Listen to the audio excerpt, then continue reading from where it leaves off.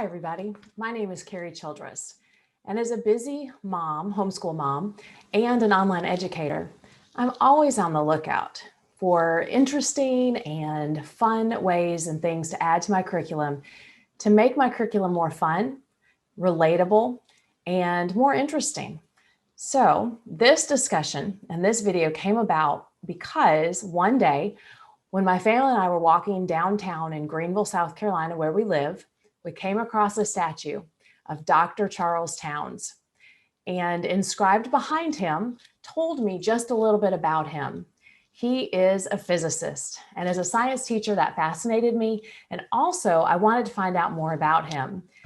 So I entitled this video, Famous People Everywhere, and decided to ask the question, is there someone famous from your area? And I'm guessing that there is. And the reason that I wanted to discuss this in a video and why study local people and places is to spark interest in many subject areas and make them come alive. Also hands-on study and just getting out of the house. So I started with the famous scientists, and I thought I would tell you just a little bit about some of the famous scientists in my area. First of all, Dr. Charles Towns.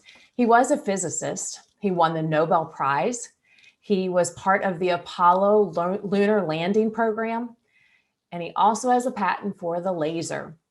I also came across John Casper. He's an astronaut. He studied engineering science, and he has over 825 hours in space. John Watson was a psychologist. M.K. Fort Jr. was a mathematician and actually did some things with topology. And then Thomas Goldsmith, he was the co-inventor of the first arcade game that used a cathode ray tube. Then I went on to look at some famous entertainers. And although I may not watch what they made or listen to their music, I thought it was interesting, the different people that are from my town. So Peebo Bryson was actually part of the Beauty and the Beast song that was made famous.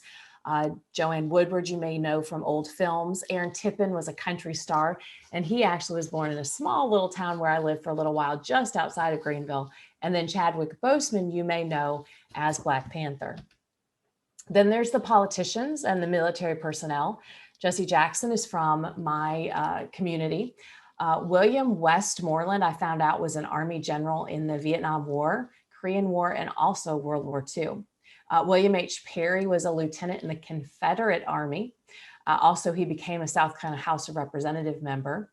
Robert Kennemore, he got the Medal of Honor, also the Purple Heart, just to name a few. There's some famous athletes from my town. You may know Kevin Garnett from the NBA, or maybe George Hincapie, who is a famous cyclist. He actually did the Tour de France many years ago. Shoeless Joe Jackson, he's a little bit of a controversial person in our area. We hope that someday he'll get to the Hall of Fame and his name will be cleared from what people accuse him of, which is gambling and cheating. And then I looked for some famous artists and authors. And although they weren't very well known, I did find it fascinating. For example, Mary Boykin Miller Chestnut was a Civil War author. She won a Pulitzer Prize for history because she wrote something called A Diary from Dixie, and she wrote other things from the Civil War era, so it could be used as a history book. Sherrod Santos was a poet. Emmett Williams is an artist and poet. And then Harry Ashmore, I found out, was actually a Pulitzer Prize winning editor. So those are just a few of the people.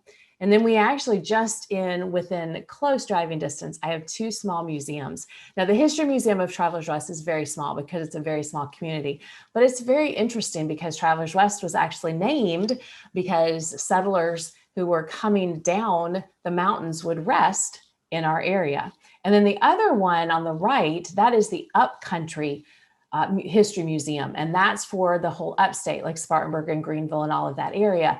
Very fascinating of our area, showing the history and the rich culture. And most museums that you can go to are not expensive and you can find them very easily. I just Googled and found these two great websites that show all of the museums or most of the museums in every state.